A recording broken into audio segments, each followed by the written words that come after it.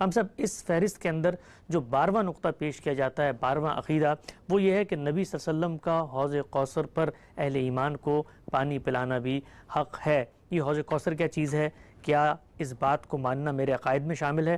اس کی کیا حیثیت ہے؟ یہ بھی اسی طرح کی ایک خبر ہے جس طرح کے اخبار رسالت مآب صلی اللہ علیہ وسلم نے جنت کے بارے میں دیے ہیں، دوزخ کے بارے میں دیے ہیں، محشر کے بارے میں دیے ہیں، ماضی کے بارے میں دیے ہیں، مستقبل کے بارے میں دیے ہیں۔ یعنی رسالت مآب صلی اللہ علیہ وسلم نے پیغمبر کی حیثیت سے بہت سی چیزیں ہیں جو ماضی سے متعلق تھیں، ان کی تصویر فرمائی یا انہیں خود بیان فرما دیا۔ اسی طرح سے بارہا آپ نے لوگوں کو بتایا کہ جب تم اللہ کی بارگاہ میں حاضر ہوگے تو وہاں تمہارے ساتھ کیا معاملہ کیا جائے گا۔ اس میں جس طرح قرآن مجید محشر کی تفصیلات بیان کرتا ہے، جس طرح قرآن مجید جنت اور دوزخ کی تصویریں ہمارے سامنے رکھتا ہے، رسالت مآب صلی اللہ علیہ وسلم نے بھی بعض چیزوں کو بیان کیا ہے۔ یہ جتنی تفصیلات ہیں اور قرآن میں بیان ہوئی ہیں، آخر کیا وجہ ہے کہ ان سب کو ہم عقائد کی فہرست میں نہیں رکھتے؟ یعنی جب یہ بات مان لی جاتی ہے کہ اللہ تعالیٰ نے ایک کتاب نازل کی ہے تو ہر مسلمان اس کتاب کو مانتا ہے۔ اس کتاب میں جنت کی ایک تصویر ہے، دوزخ کی ایک تصویر ہے، میدان حشر کی ایک تصویر ہے۔ اس کے فہم میں میرا ایک نقطہ نظر ہو سکتا ہے، آپ کا ایک نقطہ نظر ہو سکتا ہے۔ میں بار بار توجہ دلا رہا ہوں کہ ان سب چیزوں کو اسی طرح پیش بھی کرنا چاہیے۔ یعنی میں اس آیت کا یہ مطلب سمجھتا ہوں، میرے نزدیک اس روایت میں یہ بات بیان ہوئی ہے تو رسالت پاک صلی اللہ علیہ وسلم نے یہ بتایا کہ جب لوگ محشر میں اکٹھے ہوں گے تو وہاں ایک حوض ہوگا اور وہ میرا حوض ہوگا، میں اس سے لوگوں کو پانی پلاؤں گا۔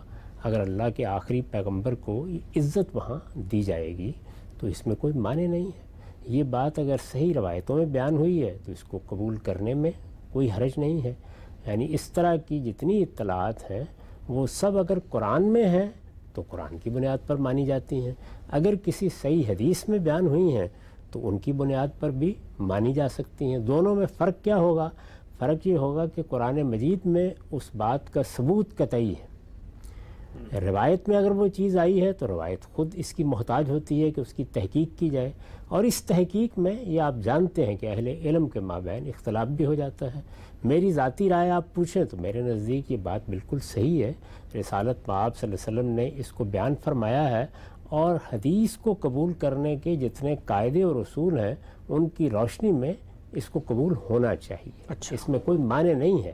چنانچہ مسلمانوں کے اہل علم بالعموم اس کا ذکر بھی کرتے رہتے ہیں۔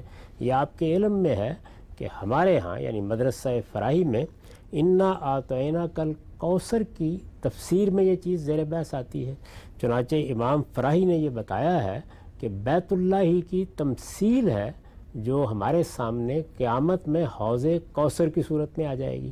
چنانچہ بعض روایتوں میں یہ بیان بھی کیا گیا کہ اللہ تعالیٰ نے یہاں یہ کوثر دے دیا ہے، وہاں وہ کوثر پیغمبر کو عطا ہوگا۔ پیغمبر اور خدا کا آخری پیغمبر، اس کی فضیلتیں کیا ہوں گی، اس کے لیے انعامات کیا ہوں گے، اس کے لیے یہاں کیا فضیلتیں ہیں، اس کے لیے وہاں کیا ہوں گی، ان میں سے ہر وہ چیز جو قرآن میں بیان ہوئی ہے یا کسی صحیح حدیث میں بیان ہوئی ہے اس کو ماننے میں کوئی معنی نہیں ہے، بلکہ ماننا چاہیے۔ لیکن اس کو آپ عقائد کی فہرست میں جب رکھتے ہیں تو یہ محض ایک فرقے یا ایک گروہ کا امتیاز ہے، یعنی اس کے سوا اس کی کوئی حیثیت نہیں ہے۔ ایمانیات وہی رہنی چاہیے جو اللہ کے پیغمبر نے بتا دیں، جو قرآن مجید نے بیان کر دیں۔ یہ سب ان کی تفصیلات ہیں اور درجے کے لحاظ سے ان کو وہاں رکھا جائے گا۔ یعنی اگر کوئی چیز ان تفصیلات میں سے قرآن میں بیان ہوئی ہے تو وہ ثابت ہے کہ بیان ہو گئی ہے، لیکن فہم میں پھر دو آراء ہو سکتی ہیں۔ اور اگر کوئی چیز روایت میں آئی ہے تو روایت میں ثبوت میں بھی اختلاف ہو سکتا ہے اور فہم میں بھی اختلاف ہو سکتا ہے۔ اس میں میرا ایک نقطہ نظر ہے، آپ کا ایک نقطہ نظر ہے۔ اہل سنت بھی یہ کہہ سکتے ہیں، اہل تشیع بھی کہہ سکتے ہیں کہ فلاں چیز کو ہم اس طرح دیکھتے ہیں۔ یہ علمی آراء ہے، اور علمی آراء کا معاملہ ایسا نہیں کرنا چاہیے کہ اس کی بنیاد پر کسی مسلمان کے بارے میں یہ فیصلہ کیا جائے کہ وہ یہاں ہے یا وہاں ہے۔ ٹھیک ہے، ہم سے نقطہ آپ نے واضح کیا۔ اچھا، ایک طالبانہ سوال ہے، جو کچھ اس باب میں فکر فراہی کہتی ہے قرآن مجید کی آیت کی توجیہ کرتے ہوئے، تو کوثر کا جو لفظ ہے اب اگر مثال کے طور پہ ایک مفسر کے سامنے لفظ آتا ہے تو وہ تو یہ دیکھے گا نا کہ ایک لفظ کسی چیز کا نام رکھا گیا ہے تو اس کا کوئی مصداق پایا جاتا ہے، تو یہ کیسے اس نقطہ نظر نے ایزیوم کیا کہ کوثر سے مراد جو ہے وہ خیر کثیر ہے اور خانہ کعبہ ہے اور اس کی تمثیل دی جائے گی، کیونکہ لفظ تو اس کی اجازت نہیں دیتا؟ نہیں، کوثر کا مطلب خیر کثیر ہی ہے، یعنی کسی چیز کی کثرت کو جب مبالغے میں بیان کیا جاتا ہے تو پھر ہم اس کو کوثر سے تعبیر کرتے ہیں۔ یہ تو عربیت کا معاملہ ہے، اس میں کوئی اختلاف نہیں کر سکتا۔ رسالت مآب صلی اللہ علیہ وسلم کو یہ عطا کر دیا گیا، جو چیز رسالت مآب صلی اللہ علیہ وسلم کو عطا کی گئی وہ شرط ہو نہیں سکتی، تو خیر کثیر ہی ہوگی، اس میں بھی کوئی دو رائے نہیں ہے۔ اب یہ خیر کثیر سے مراد کیا ہے، اس کا مصداق کیا ہے؟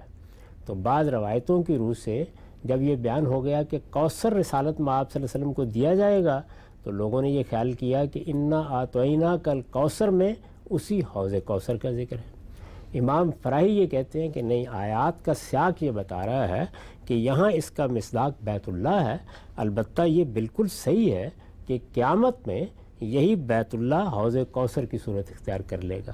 یہاں پر بھی لوگ اپنی روحانیت کی پیاس بجھانے کے لیے اس کی طرف رجوع کرتے ہیں، وہاں پر بھی لوگ اپنی پیاس بجھانے کے لیے رجوع کریں گے۔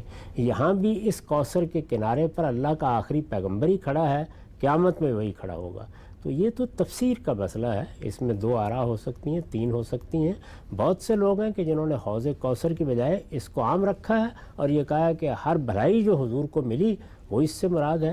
تو یہ مصداقات کی بحثیں بالکل اور بحثیں ہیں، لیکن یہ کہ اس میں سے کسی چیز کو عقیدہ بنا لیا جائے گا، مثلا اسی بات کو کہ ہم نے انا اعطیناک کل کوثر میں کیا چیز مراد لینی ہے، تو اس کا مطلب تو یہ ہوگا کہ آپ نے غور و خوض کا، تدبر کا دروازہ بند کر دیا۔